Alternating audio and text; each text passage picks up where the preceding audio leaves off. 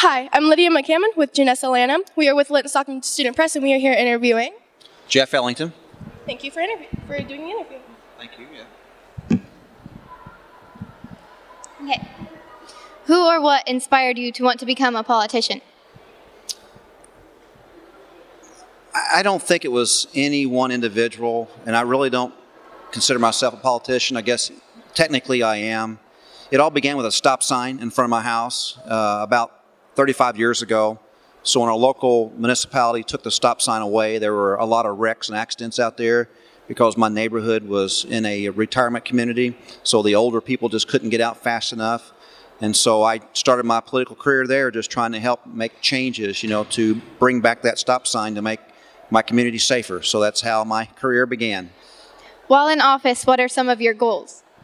My goals are really economy-based. I think that no matter what your interests are, whether it's schools or parks or roads, or having a family and owning property, to do all that, you really have to have a good, vibrant, growing economy.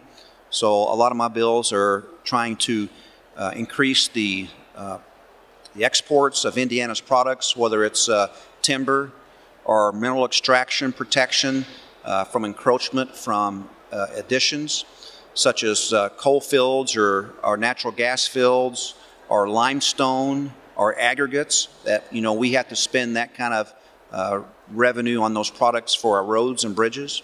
So as long as I can kind of create those jobs in the future with products that are here in Indiana that cannot be exported, that keeps our jobs here local. So what did you do before getting into politics? Well, for the last 28 years, I was a city firefighter with the city of Bloomington. I retired last year. For the last 40 years, I've owned my own tree and power line trimming service. And then about 15 years ago, I started a demolition company. We take down residential homes, motels, and hotels for construction sites. And then I've always been involved with farming issues. I used to work for Farm Bureau Co-op, which is now White River Co-op, out of Bloomington. And we currently maintain about a 25-head horse stables at our farm. So how did you decide to move from your business, J.R. Ellington Tree Experts, to the state representative? Well, I just saw a lot of pressures that are put on businesses through ordinances, taking people's property rights. If it's from annexations, what they call involuntary annexations, when you go out and reach out and try to annex those into city limits that don't want to be in the city limits, they want to stay in the county. Far as advertisement for your small businesses, being able to put ads on your property that says, hey, I'm Joe Plumber, or I'm air conditioning guy, or I'm a landscaper. A lot of regulations in small and large municipalities over-regulate business aspects. So I'm just up here to try to make a difference, to free up the market and give back some of your personal property rights. What were you able to take away from that helps you with your current office? I think going through problems of opening in a new business location, and I saw quite a bit when I was on the Plan Commission for Monroe County, where we'd have businesses come in that wanted to do a development, whether it be a hotel, motel, or as small as a mom and pop two-man operation. All the hoops they had to go through, as far as hiring an architect, hiring an attorney, hiring a company who does planning and zoning issues. Those were really hurdles that should have been a lot easier to go over top of.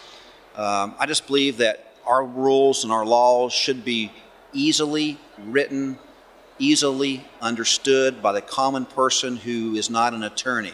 So that's why I'm up here, is to try to make those changes where it's a lot easier for someone to start a business or to grow their business.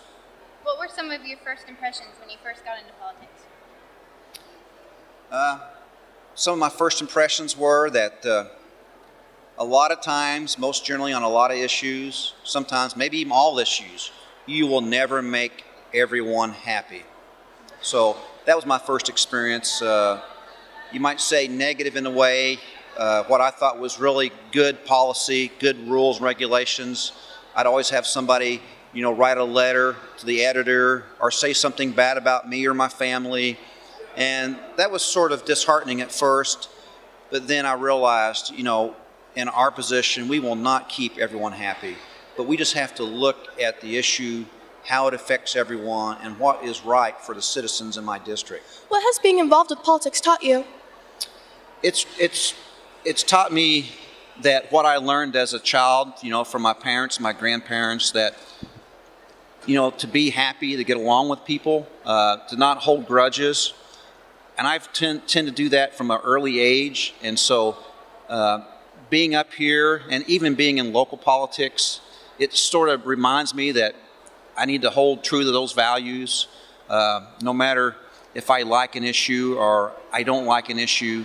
Not to be out there really cheering in someone's face who doesn't like it, or not cheering in someone's face to say I don't like it with someone who maybe likes it. So I think that's true in all aspects of life. My wife looks at me and says, I don't know how you do it. Doesn't that make you mad, or don't you want to go fight? And I'm like, I just want to make sure that I do what's best, and keeping someone happy because maybe they've got experiences that you don't have, and maybe they look at an issue differently than you do because of those experiences.